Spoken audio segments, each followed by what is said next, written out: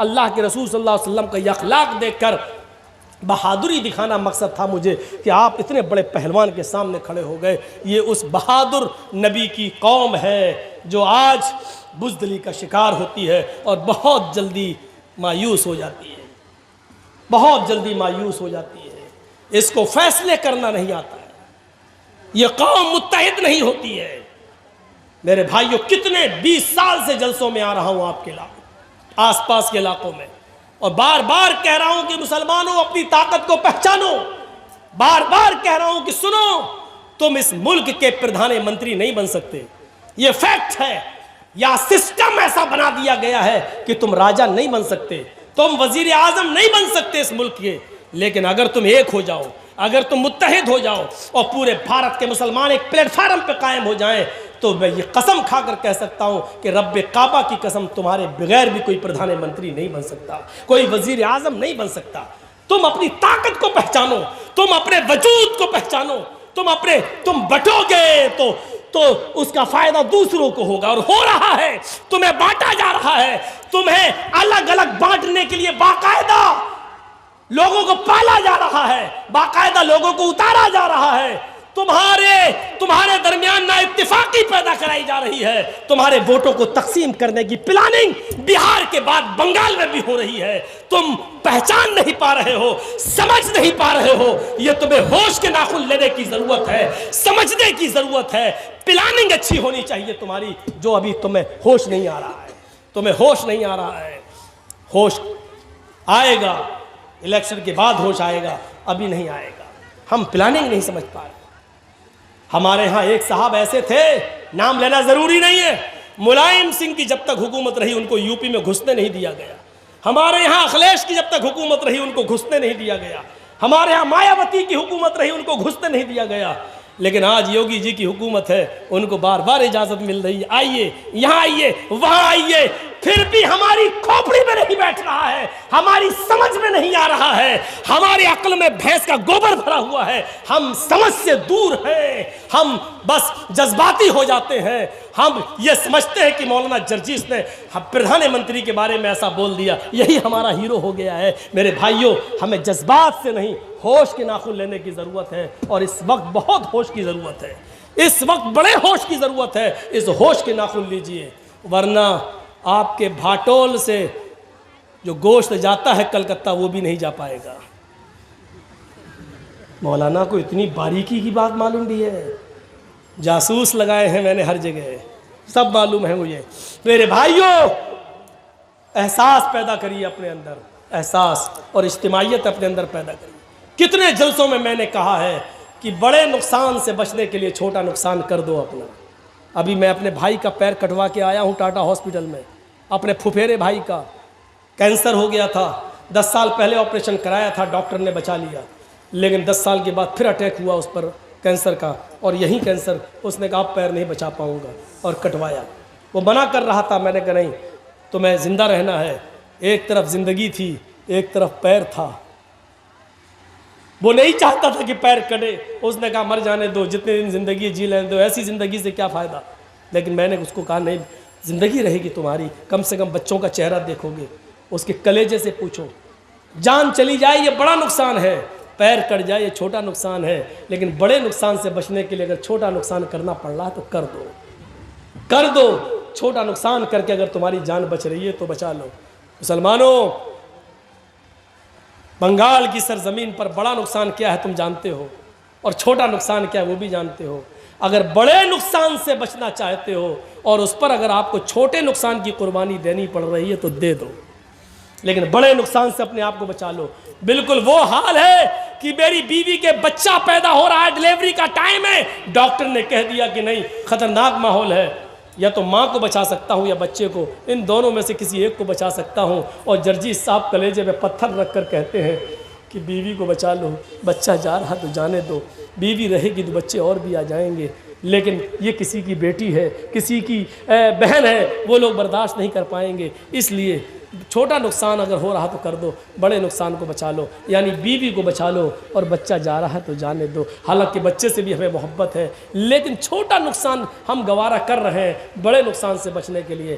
بنگال کے آنے والے چناؤ میں آپ بھی یہی طریقہ اپنائیے، بڑے نقصان سے بچنے کے لیے چھوٹا نقصان کریے، تبھی آپ کو بڑے نقصان سے نجات ملے گی۔ دیکھ رہے ہو کیسے کیسے لوگ چھوڑ کے بھاگ رہے ہیں، پلاننگ ہے، پلاننگ ہو رہی ہے، پلاننگ۔ میرے بھائیوں، باقاعدہ پیدا کیا جا رہا ہے، توڑا جا رہا ہے، خریدا جا رہا ہے۔ دیکھ رہے ہیں آج فلاں نے استعفیٰ دے دیا، فلاں نے استعفیٰ۔ آپ کو کیا لگتا ہے استعفیٰ ایسے ہی مل گیا ہے؟ ہم دے رہے تھے 100 روپے، اوپر سے ان کو آفر آ گیا 1000 روپے۔ آدمی نے الزام لگا دیا ممتا جی ایسا کر رہی ہیں اس لیے ہم استعفیٰ دے رہے ہیں۔ ہمیں نہیں معلوم ہے جہاں 100 کی جگہ کوئی 1000 دے گا تو آدمی وہیں جائے گا۔ یہ سارے معاملے ہو رہے ہیں باقاعدہ، اور ایک لال پھاٹک دکھایا جاتا ہے، لال پھاٹک، اس پارٹی کو چھوڑو نہیں تو CBI جانچ کے لیے تیار رہو۔ بیچارہ آدمی ڈر کی وجہ سے استعفیٰ دے رہا ہے۔ یہ ساری چیزیں صاف و کلیئر ہو چکی ہیں، پورا ہندوستان تمہارے بنگال کی طرف نظر جمائے بیٹھا ہوا ہے۔ مسلمانوں، اس وقت UP کی نظریں بھی تمہاری طرف ہیں، پورے انڈیا کی نظریں تمہاری طرف ہیں، بلکہ پورے ہندوستان نہیں پوری دنیا کی نظریں تمہارے چناؤ کی طرف ہیں، تمہارے الیکشن کی طرف ہیں۔ یہ تمہیں فیصلہ کرنا ہے کہ ہمیں کہاں جانا ہے اور کہاں نہیں جانا ہے۔ ہم کسی پارٹی کا پرچار کرنے نہیں آئے، نہ میرا حق ہے پرچار کرنے کا، اور نہ کبھی ہم پرچار کرنے کے لیے کسی کی طرف سے اترے۔ میرے بھائیوں، ایک احساس دلا دیا میں نے، تو یہ بہادر تھے محمد رسول اللہ۔ اور چھٹی صفت کیا بتائی گئی؟ 5 ہو گئی، پراکرمی، بہادر ہوں گے، دانی۔ چھٹی صفت وہ خیرات کرنے والا، دانی، دان کرنے والا ہوگا۔ اللہ کے رسول سے زیادہ دان کرنے والا کوئی نہیں تھا، کوئی نہیں تھا، دان کرنے والا کوئی نہیں۔ ایک فقیر آیا کہ اللہ کے رسول مجھے اللہ کی راہ میں کچھ دے دو، کچھ تھا ہی نہیں۔ آپ نے کہا ابھی تو نہیں ہے۔ کہنے لگا میں کیا کروں؟ آپ نے کہا بیٹھ جاؤ، کہیں سے آئے گا تو دے دوں گا۔ بیٹھ گئے، تھوڑی دیر میں دوسرا آ گیا، دینے تو آیا نہیں، مانگنے آ گیا، اللہ کے نام پہ مجھے بھی کچھ دے دو۔ آپ نے کہا تو بھی بیٹھ جا۔ تھوڑی دیر میں تیسرا آ گیا، اللہ کے رسول مجھے بھی اللہ کے نام پہ ہے کچھ نہیں۔ آپ نے کہا اچھا تو بھی بیٹھ جا۔ پھر تھوڑی دیر کے بعد 4 اوقیہ چاندی کہیں سے آ گئے، سونا، 4 اوقیہ سونا کہیں سے آ گیا۔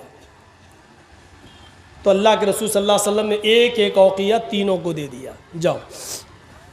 اب ایک بچ گیا، آپ نے اپنے پاس رکھ لیا، یہ سوچ کر ابھی شام دور ہے، ہو سکتا کوئی ضرورت مند آ جائے تو یہ اس کو دے دوں گا، کیونکہ صدقے کا مال ہے۔ شام ہو گئی، کوئی نہیں آیا، اور ایک اوقیہ سونا اللہ کے نبی کے پاس رکھا رہا۔ عشاء کی اذان تک کوئی نہیں آیا، اللہ کے نبی سو گئے۔ تہجد کی نماز پڑھنے کے لیے اٹھے تو سب سے پہلے دروازہ کھولا، دیکھا باہر کوئی نہیں۔ وہ سونا اللہ کے نبی کے تکیے کے نیچے رکھا ہوا تھا، ایک اوقیہ۔ آپ نے وضو بنایا، پھر باہر نکلے، دیکھا کوئی نہیں، پھر اندر آئے، 2 رکعت نماز پڑھی، پھر آپ باہر نکلے کہ دیکھیں کوئی ضرورت مند مل جائے اس کو دے دوں، لیکن کوئی نہیں۔ پھر آپ نے 2 رکعت نماز پڑھی، پھر باہر نکلے کوئی ضرورت مند دکھ جائے اس کو دے دوں، لیکن کوئی نہیں۔ پھر آپ آئے، پھر 2 رکعت نماز پڑھی، پھر ضرورت مند کو دیکھا، لیکن کوئی نہیں۔ حضرت عائشہ کہتی ہے اللہ کے رسول میں نے آپ کو کبھی ایسا نہیں دیکھا، آپ بار بار باہر جاتے ہیں، پھر آتے ہیں، پھر نماز پڑھتے ہیں، پھر باہر جاتے ہیں، آپ کا پیٹ تو ٹھیک ہے، موشن تو نہیں ہو گئے ہیں، یا آپ بار بار کیوں جا رہے ہیں باہر؟ آپ کو دست تو نہیں لگ گئے، لیٹرین تو نہیں ہو رہی ہے؟ اللہ کے نبی کہتے نہیں عائشہ سو جاؤ، تم سو جاؤ۔ فرمایا میں کیسے سو جاؤں؟ میرا سرتاج میرا شوہر پریشان ہو، بار بار گھر سے نکلتا ہو، بستر پہ آتا ہو، کمرے میں آ کے نماز پڑھ کے پھر باہر جاتا ہو، پھر بے چین ہو اور بار بار باہر نکل رہا اور میں سو جاؤں؟ فرمایا عائشہ نکالا سونا، کہا اس ایک اوقیہ سونے نے میری نیند حرام کر دی ہے، مجھے سونے نہیں دے رہا ہے، یہ صدقے کا مال ہے، ضرورت مند کا حق ہے کہ اس کو پہنچاؤں۔ میں یہ سوچ میں پڑ گیا کہ 4 اوقیہ آیا تھا، 3 تو میں نے دے دیا، 1 بچ گیا۔ اگر آج کی رات میرا انتقال ہو گیا اور 1 اوقیہ سونا میرے پاس رکھا رہا تو میں کل اللہ تعالیٰ کو کیا جواب دوں گا، اس کو کیا منہ دکھاؤں گا؟ اس لیے مجھے نیند نہیں آ رہی ہے کہ ضرورت مند کو دے دیا جائے۔ اتنے بڑے دانی، اتنے بڑے صدقہ و خیرات کرنے والے تھے محمد رسول اللہ صلی اللہ علیہ وسلم۔ چھٹی صفت ہو گئی دانی، اور 7ویں ہے کرتگیہ، احسان کریں گے لیکن جتائیں گے نہیں۔ اللہ کے رسول نے جس پر احسان کیا کبھی جتایا نہیں۔ میں نے تمہارے ساتھ ایسا کیا. آج بہت سے لوگ مولانا ہاں کیا ہوا, وہ ایک پروگرام چاہیے, نہیں صاحب ڈیٹ خالی نہیں, ارے بھول گئے مجھے, نہیں پہچان پا رہا ہوں, ارے وہ ملے تھے نا فلاں جگہ ہوٹل میں ہم نے کھانا کھلایا تھا. پریشر بنانے کی کوشش. ہاں اچھا وہ ہم اسٹیشن پہ آپ کو چھوڑنے گئے تھے, اپنی گاڑی پہ بٹھالا تھا. پریشر. اچھا ارے بھائی دیکھیں گے, اچھا بہت جلدی بھول گئے, ارے بھولے نہیں سب یاد آ گیا بھائی, لیکن ابھی ڈیٹ نہیں ہے. یار بڑے عجیب آدمی ہو یار, احسان کرے گا لیکن جتائے گا نہیں. اللہ کے رسول صلی اللہ علیہ وسلم نے کبھی احسان کر کے جتایا نہیں. وہ عبداللہ ابن ابی ابن سلول جس نے اماں عائشہ کو گالی دی, اور جس نے اللہ زنا کا الزام لگایا, جس نے اللہ کے رسول کو ذلیل کہا, جب یہ مر گیا تو اس کا بیٹا آیا, کہتا اللہ کے رسول میرے باپ نے جو کیا میں جانتا ہوں کہ میرا باپ جہنمی ہے, لیکن آج مر گیا, میں اس کا بیٹا ہوں, کیا چاہتے ہو؟ آپ کے جسم پر جو چادر ہے, یہ قمیص, یہ چادر آپ دے دیجئے. کیا کرو گے؟ اپنے باپ کے کفن کی جگہ پر یہ چادر ڈال دوں گا, شاید جب تک آپ کا لباس میرے باپ کے جسم پر رہے گا اللہ تعالیٰ شاید اس کے عذاب میں کچھ کمی کر دے قبر کے اندر. اللہ کے نبی اٹھے اور آپ نے وہ چادر دے دی. حضرت عمر نے وہ چادر پکڑ لی. اے اللہ کے نبی, جس نے امی عائشہ کو تہمت لگائی ہو اور آپ کو پوری زندگی گالی دیتا رہا ہو, آپ اس کو چادر دے رہے ہیں. اللہ کے نبی کے آنکھوں میں آنسو, اور کیا کہتے ہیں, اے عمر جو چادر میں نے اس کے بیٹے کو دے دی ہے تم اس کو چھیننے کا حق نہیں رکھتے ہو. اگر میرے چادر کے پہننے سے, میرے چادر کے پہنا دینے سے اگر اللہ اس کے باپ کے عذاب میں کمی کر دے تو میرا کیا بگڑ جائے گا, میرا کیا نقصان ہو جائے گا, پہنا لینے دو. عبداللہ ابن ابی کا بیٹا اپنے باپ کو اللہ کے رسول کی چادر اڑا دیتا ہے اور اسی حال میں قبرستان کی طرف لے کے جاتا ہے. کسی نے کہا جب تیرے باپ کو نبی چادر دے سکتے ہیں تو تیرے باپ کی جنازے کی نماز کیوں نہیں پڑھا سکتے؟ کہا اللہ کے رسول ایک احسان اور کر دیجئے, میرا باپ تو مر گیا ہے, آپ اگر میرے باپ کی جنازے کی نماز پڑھا دیں گے تو آپ کا کیا بگڑ جائے گا؟ اے اللہ کے رسول شاید آپ کی زبان سے نکلنے والے دعائیہ کلمات سے اللہ میرے باپ کو بخش دے. اللہ کے نبی آگے بڑھ جاتے ہیں, عمر فاروق پیچھے سے دامن کھینچتے ہیں, عمر فاروق پیچھے سے دامن کھینچتے ہیں. اے اللہ کے نبی میں اس کا جنازہ نہیں پڑھانے دوں گا جو آپ کو اور آپ کی بیوی کو گالی دیتا تھا.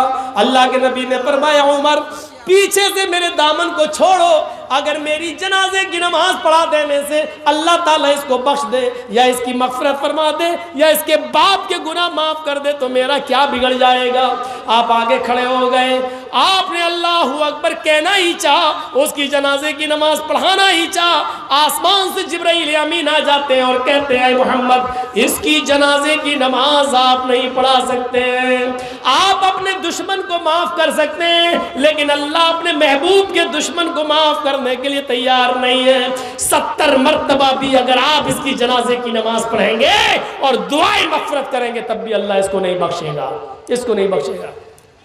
اللہ کے نبی پلٹ گئے اور عبداللہ ابن ابی کے بیٹے سے کہتے ہیں کہ اے عبداللہ کے بیٹے ابھی مجھے اللہ نے منع کر دیا ہے اور یہ بھی کہہ دیا ہے 70 بار بھی جنازے کی نماز پڑھو گے تب بھی میں نہیں بخشوں گا. اگر مجھے معلوم ہو جائے 70 کے بعد پڑھنے پر اللہ بخش دے گا تو میں 75 بار بھی پڑھا دیتا, 80 بار بھی پڑھا دیتا, لیکن اللہ کے کہنے کا مطلب یہ ہے کہ میں اس کو بخشنے والا نہیں ہوں, چاہے آپ پوری زندگی اس کے لیے دعا کریں. اب میرا جنازے کی نماز پڑھانا بیکار ہے کیونکہ اللہ ہی نے مجھے منع کر دیا ہے. یہ احسان آپ نے کیا, کھڑے تک ہو گئے لیکن زندگی بھر کبھی آپ نے جتایا نہیں. اپنے دشمن کے ساتھ بھی آپ کا یہ سلوک تھا, آپ کا یہ برتاؤ تھا. تو یہ 7ویں صفت کہ وہ احسان کریں گے لیکن جتائیں گے نہیں. اور 8ویں صفت یہ ہے وہ دیاوان ہوگا, دیا کرے گا. دیا پر تو ہم نے مثالیں آپ کو دے دیں. اللہ کے رسول جانور تک میں دیا کرنے والے تھے, جانور تک پر, پرندوں تک پر دیا کرتے تھے.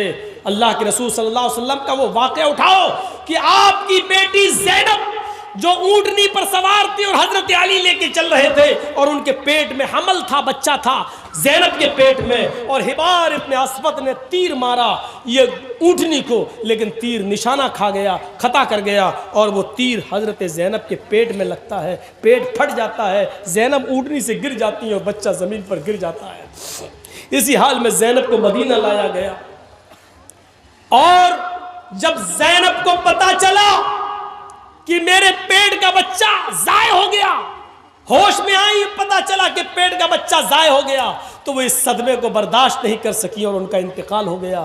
اللہ کے نبی اپنی بیٹی کو دفن کر رہے تھے اور آنکھوں میں آنسو تھے۔ لوگوں نے پوچھا اللہ کے نبی آپ کے آنکھوں میں آنسو؟ فرمایا یہ محبت کے آنسو ہیں جو اللہ نے ہر باپ کے دل میں بیٹی کی محبت ڈالی ہے۔ یہ میری وہ بیٹی ہے جو میرے راہ میں بہت ماری گئی، ستائی گئی، یہاں تک کہ میری بات مان کر چلتی تھی، اور آج اللہ کی راہ میں اس کی جان بھی چلی گئی۔ 10 سال مدینہ میں رہنے کے بعد جب مکہ فتح ہو گیا، مدینے سے نکل کر آپ مکے میں آئے تو آپ نے اعلان کر دیا، لوگوں معافی، جو اس نے ہمارے ساتھ جو جرائم کیے، اگر کوئی معافی مانگے گا تو ہم ان کو معاف کرنے کے لیے تیار ہیں۔ ایک ایک مجرم آتا گیا اور معافی مانگتا گیا، آپ ایک ایک کو معاف کرتے جا رہے ہیں۔ حمزہ کے قاتل، حمزہ کا چچا کا کلیجہ چبانے والی، وہ پیٹ پھاڑنے والی اور ناک کان کاٹ کے اس کو دھاگے میں ڈال کر اس کا ہار بنا کر پہننے والی ہندا کو بھی آپ نے معاف کر دیا اور کہا ہندا میرے سامنے مت آیا کر، بس اتنی گزارش ہے، میں نے معاف کر دیا ہے لیکن میرے سامنے جب تو آتی ہے تو مجھے میرے چچا کی لاش یاد آ جاتی ہے۔ آپ ایک ایک کر کے سب کو معاف کرتے گئے۔ ایک اور آدمی کھڑا ہے، کہا اللہ کے نبی میں بھی مجرم ہوں، مجھے بھی معاف کر دو۔ آپ مسکرائے، کہا میں نے سب کو معاف کیا تو تمہیں کیوں نہیں کروں گا؟ ہاں لیکن تمہارا جرم کیا ہے؟ اس نے کہا میرا جرم نہ سنے تو اچھا ہے، ایسے ہی معاف کر دیجئے۔ فرمایا نہیں نہیں، سب نے اپنے اپنے جرم بتائے اور ہم نے ماضی کے وہ جرموں کو یاد کیا جو تم نے ہم لوگوں کے ساتھ کیا، اب تم بھی اپنا جرم بتاؤ۔ فرمایا اے اللہ کے نبی میں نے تیر مارا تھا اونٹنی کو، لیکن وہ تیر زینب کے پیٹ میں لگا تھا، زینب کا پیٹ پھٹ گیا تھا اور اس کے پیٹ کا بچہ زمین پر گر گیا تھا۔ اے اللہ کے نبی آپ کی بیٹی زینب کو اسی حال میں مدینہ لے جایا گیا۔ آپ نے کہا تم حبار ابن اسود ہو؟ اس نے کہا آپ بیٹے تھے، کھڑے ہو گئے اور آنسوؤں کا سمندر آنکھوں سے بہنے لگا۔ فرمایا اے حبار، آئے میری بیٹی کے قاتل، آج تو میری آنکھوں کے سامنے آ گیا ہے۔ اے حبار، مکے کی 13 سالہ زندگی اور مدینے کی 10 سالہ زندگی، 23 سال کی زندگی میں مجھے جتنا ستایا گیا ہے، اگر وہ تکلیفیں ترازو کے ایک طرف رکھ دی جائیں، اور جس دن میری بیٹی نے میرے ہاتھوں میں، میری باہوں میں اس نے اپنی آخری سانس لی اور اس کا پھٹا ہوا پیٹ جب میں نے دیکھا تو آئے ہی بار اسے ایک دن کی تکلیف اگر ترازو کے دوسری طرف رکھ دی جائے اور ترازو اٹھائی جائے تو قسم اس ذات کی جس کے قبضے میں میری جان ہے، آئے ہی بار 23 سال کی ترازو کا پلڑا اٹھ جائے گا اور ایک دن کی وہ تکلیف کا پلڑا بھاری ہوگا۔ اس دن کی ایک دن کی تکلیف 23 سال کی تکلیفوں پر بھاری بیٹھے گی، لیکن میری چوکھٹ پر معافی کے مانگنے کے لیے آنے والے حبار، جا جا او میری بیٹی کے قاتل، جا میں نے تجھے بھی معاف کر دیا، اے حبار جا میں نے تیرا خون بھی بخش دیا۔ آپ نے اپنی بیٹی زینب کے قاتل کو بھی معاف کر دیا، اور یہ اس وقت کی بات ہے جب حکومت آپ کے ہاتھ میں تھی، پاور آپ کے ہاتھ میں تھا، آپ چاہتے تو 1 منٹ میں اس کو قتل کر سکتے تھے اور کوئی روک بھی نہیں سکتا تھا، کیونکہ اب پاور اللہ کے نبی کے ہاتھ میں، لیکن پاور آنے کے بعد معاف کر دینا بڑا کمال ہے۔ یہ دیاوان تھے، رحم کرنے والے تھے، جو میں نے شروع میں کہا تھا کہ اگر رحم نکال دیا جائے تو دیش بگاڑ کے راستے پہ آ جاتا ہے۔ اللہ کے رسول تو بنانے آئے تھے دنیا کو، تو بگاڑ کے راستے پہ کیسے لا سکتے تھے؟ اس لیے آپ نے اپنی بیٹی کے قاتل تک کو معاف کر دیا۔